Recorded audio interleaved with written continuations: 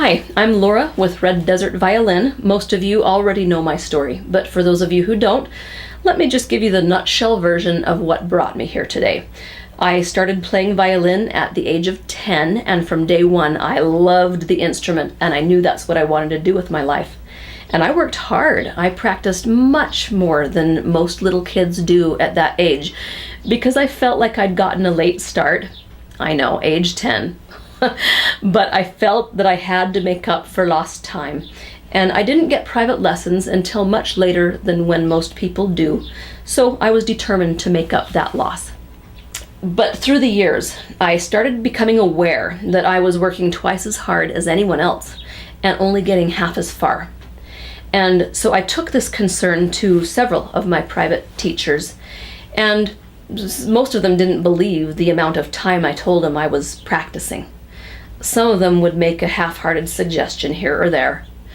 The worst ones of all were the ones that I could tell just really didn't care because they didn't think I had what it took to make it in music. And that was very painful. But I kept working hard because my dad taught me that if you set your mind to something and if you work hard enough, you can achieve anything. And that's what I did. And I didn't do much else with life.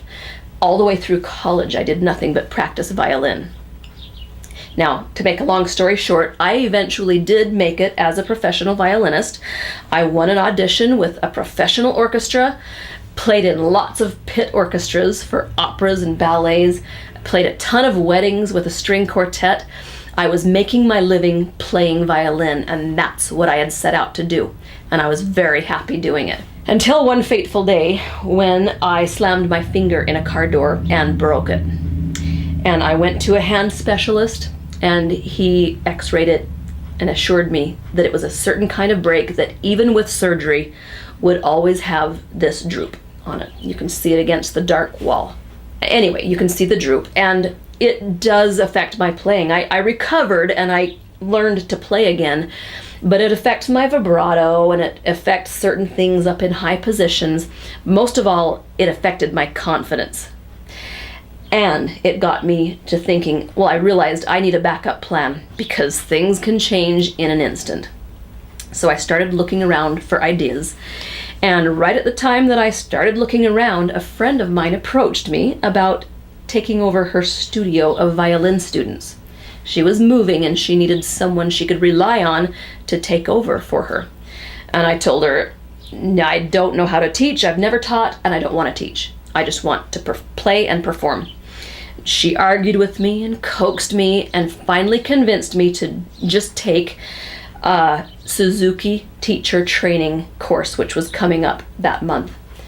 And so I agreed, and I took the course, and I loved it. By the time the 2 weeks was up, I felt like I had the tools I needed to teach a beginner from square one all the way through Suzuki Book 1. So I agreed to take her studio, and I started teaching them the very next month. Well, after my nerves settled, and I felt like I had a grasp on things, I realized I am good at this. And what's more, I love doing this. I can see when students don't get it, and I can see when they finally do get it, and that light comes on, and that gives me a thrill every time. And I fell in love with teaching. So I built up my studio to a full studio with 50 plus students of all ages, and I had a waiting list and was very happy doing that. At the same time that I was busy teaching my students, I became aware of some of my family members who wanted music lessons but were unable to get them.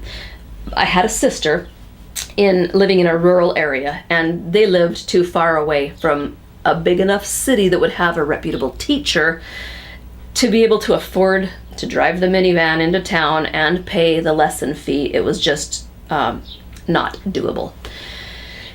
And this was very frustrating to me because here I am, a qualified teacher. I could teach them for free, but I didn't have a way to get to them. So they were going without. And they loved music. They wanted to learn, but they didn't get that opportunity. At this same time, I had a niece, Danny, who was fortunate enough to have violin lessons. And I loved to hear her play every time I'd visit. I wanted to hear Danny play and watch her making progress. And she was very diligent, working hard. She reminded me a lot of myself. And she was doing very well. But right about the time she was getting into high school, their financial situation took a turn. And they had to make some cuts and made some hard decisions, and violin lessons was one of the things that got eliminated. And this was really hard for me to see, because Danny was good enough. She could have won a scholarship and put herself through college. Now, she was a good sport. She rolled with it, and she's doing well today, but she had to give up violin, and that was so hard for me to accept. That's when I first started thinking, how can I get lessons to my family when they can't afford it, or when they live too far away for me to teach them? That was when I first got the idea to create online violin lessons. And I toyed around with the delivery method, and I've tuned up that method and refined it to the point that it is really something truly amazing. Now, online violin lessons don't replace the real thing. I'm not saying that they do. But I am saying that online violin lessons with a good teacher is better than private lessons with some of the teachers that I've seen.